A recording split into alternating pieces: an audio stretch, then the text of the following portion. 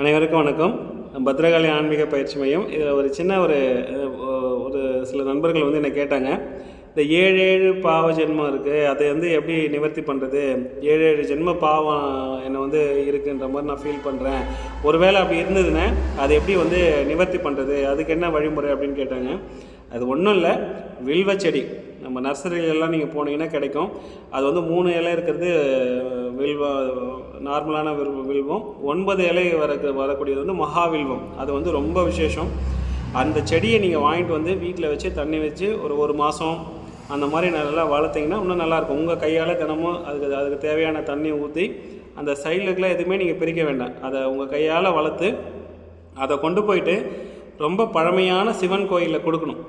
அந்த சிவன் கோயிலில் கொடுத்துட்டு அது வந்து வளருதான்னு பார்க்கணும். அதாவது முடிஞ்சால் அவங்கக்கிட்ட சொல்லணும், தினமும் தண்ணி ஊற்றி இதை வளருங்க அப்படின்ற மாதிரி சொல்லணும். அப்படி இல்லைன்னா உங்களால் முடிஞ்சப்பெல்லாம் நீங்கள் போயிட்டு அந்த செடிக்கு வந்து அதை அடியில் அது மண்ணை நோண்டி அங்கே வச்சுட்டு அதை வளர்கிற வரைக்கும் நீங்கள் கொஞ்சம் பார்க்கணும். அது வளர வந்து உங்களுடைய குடும்பமும் மட்டும் இல்லாமல் உங்களுடைய 7 ஜென்ம பாவங்களும் போயிடும்.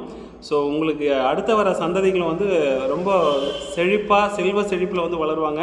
ஏன்னா ஆக்கல் அடித்தல் படைத்தல் எல்லாத்தோடைய இது சாராம்சமே வந்து நம்ம சிவபெருமான் தான். ஸோ அதனால் இந்த வில்வ செடியை வளர்த்து நம்ம வச்சுக்கூடாது. வில்வ செடியை வளர்த்து பழைய சிவன் கோயிலில் கொடுக்குறது மிகச்சிறப்பு. அதை நீங்கள் பண்ணுங்கள். கட்டாயமாக வந்து உங்களுடைய 7 ஜென்ம பாவம் போயிடும்.